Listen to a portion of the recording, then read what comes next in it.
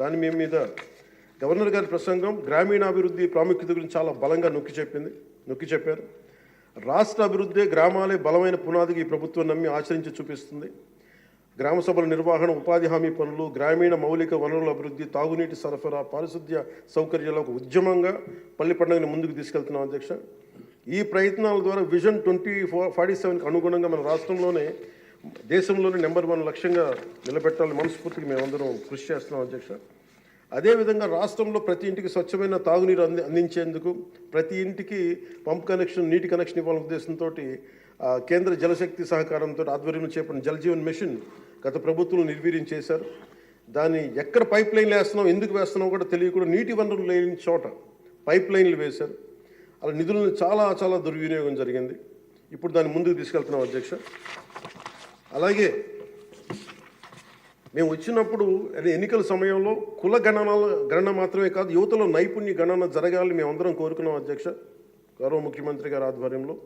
దాని ప్రకారమే విద్యాశాఖ మంత్రి, హెచ్ఆర్డి మినిస్టర్ శ్రీ గౌరవ మంత్రివర్యులు శ్రీ నారా లోకేష్ గారి ఆధ్వర్యంలో ఈ రోజున ఇక్కడ మనకి మంగళగిరిలో దాన్ని పైలట్ ప్రాజెక్టుగా ఈ స్కిల్ డెవలప్మెంట్కి సంబంధించిన సెన్సస్ జరుగుతూ ఉంది అధ్యక్ష.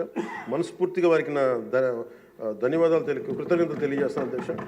అలాగే ఆయన నాయకత్వంలో వీసీల నియామకం 10 మెరిట్ ఓరియంటెడ్, బీసీలని కాదు అన్ని కులాలకి న్యాయం జరిగేలాగా దాదాపు 10 మంది మెరిట్ ఓరియంటెడ్ వీసీలు నియమించింది మనస్ఫూర్తిగా వారికి నా అభినందనలు తెలియజేస్తాను అధ్యక్ష.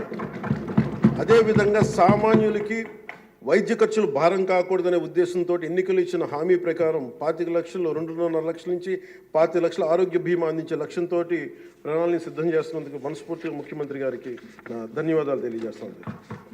ఇందులో భాగంగా గత ప్రభుత్వం 1000 రూపాయలు పెన్షన్ పెంచడానికి 5 ఏళ్ల సమయం తీసుకుంటే, కూటమి ప్రభుత్వం అధికారంలో వచ్చిన నెల రోజుల్లోనే గౌరవ ముఖ్యమంత్రి శ్రీ నారా చంద్రబాబు నాయుడు గారి నాయకత్వంలో 1000 రూపాయలు పెన్షన్ పెంచి ప్రభుత్వ యంత్రాంగంలోనే 1వ తేదీనే పెన్షన్ల పంపిణీ కార్యక్రమాన్ని చాలా దిగ్విజయంగా పూర్తి చేయగలుగుతుంది. అలాగే ఆడబిడ్డలకు ఇచ్చిన మాట నిలబెట్టుకుంటూ సంవత్సరానికి 3 ఉచిత గ్యాస్ సిలిండర్లని అందజేస్తున్నాం అధ్యక్ష. అలాగే భారత సంస్కృతి మూలం వసుదైక కుటుంబం, ప్రకృతితో మనుషులతో పాటు సకల చరాచర జీవజాలం చెట్లు పరిరక్షించుకోవాలనే లక్ష్యంతో అటవీ పర్యావరణ శాఖ దృఢ సంకల్పంతో పనిచేస్తున్న అధ్యక్ష. రాష్ట్రంలో పచ్చదనాన్ని 50% పెంచే ఉద్దేశంతో రాష్ట్ర వ్యాప్తంగా సుదీర్ఘకాలం జీవించే దేశీయ మొక్కల్ని పెంపకం చేపట్టడం జరిగింది.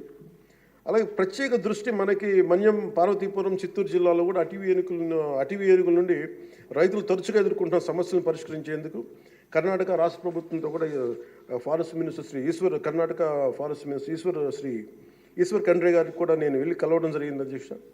వారికి మనకు సంబంధించి ఇక్కడ టీమ్ చేయడానికి అక్కడ కుంకి ఏనుగుల్ని మనకి తీసుకొచ్చేందుకు మనం చర్యలు తీసుకుంటా ఉన్నాం అధ్యక్ష. ఈరోజు నిన్న రాత్రి ముఖ్యంగా చిత్తూరు మన అన్నమయ్య జిల్లాలో జరిగింది, చాలా బాధ కలిగిన తర్వాత 3 చనిపోయారు. దీనికి ప్రత్యేకంగా ఇప్పుడే సమీక్ష నిర్వహించి వస్తున్నాను అధ్యక్ష. ఇది మీ ద్వారా ప్రజలందరికీ కూడా తెలియజేయాలనుకుంటుంది ఏంటంటే, కొన్ని ప్రత్యేకమైన ఈ దేవాలయాలు కానీ కొన్ని అటవీ దాని కింద ఉన్నాయి, అటవీ భూభాగంలో నిన్న జరిగిన ఇన్సిడెంట్ అధ్యక్ష, అది రెగ్యులర్ రూట్ వాళ్ళు వాడలేదు అధ్యక్ష. ముఖ్యంగా ఫారెస్ట్ డిపార్ట్మెంట్ చెప్పింది ఏంటంటే, మీరు షార్ట్ కట్ కోసం ఎక్కడైతే ఏనుగులు ఉంటాయో అటు సైడ్ వెళ్ళారు అధ్యక్ష. ఆ వెళ్ళిన వ్యక్తి కూడా గతంలో అతని మీద రెడ్ శాండర్డ్స్ స్మగ్లింగ్ చేసే వ్యక్తి, అతను నాకు తెలిసి ఈ రూట్ అని చెప్పి దాదాపు 30 మందిని తీసుకెళ్ళండి అధ్యక్ష. అందుకని ఒక చిన్న ఏనుగు ఉంటే, ఒక గున్న ఏనుగు లాంటిది, దాన్ని అది చూసి దాన్ని పంపించేయడానికి అరిస్తే మిగతా పెద్ద ఏనుగులకి దాడి చేసిన అధ్యక్ష.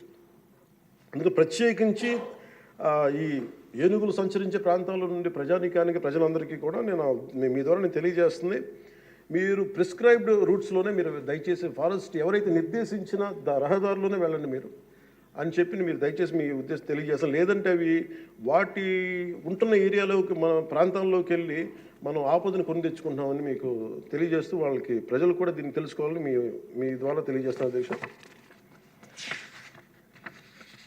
ప్రభుత్వం వచ్చిన వెంటనే గత ప్రభుత్వం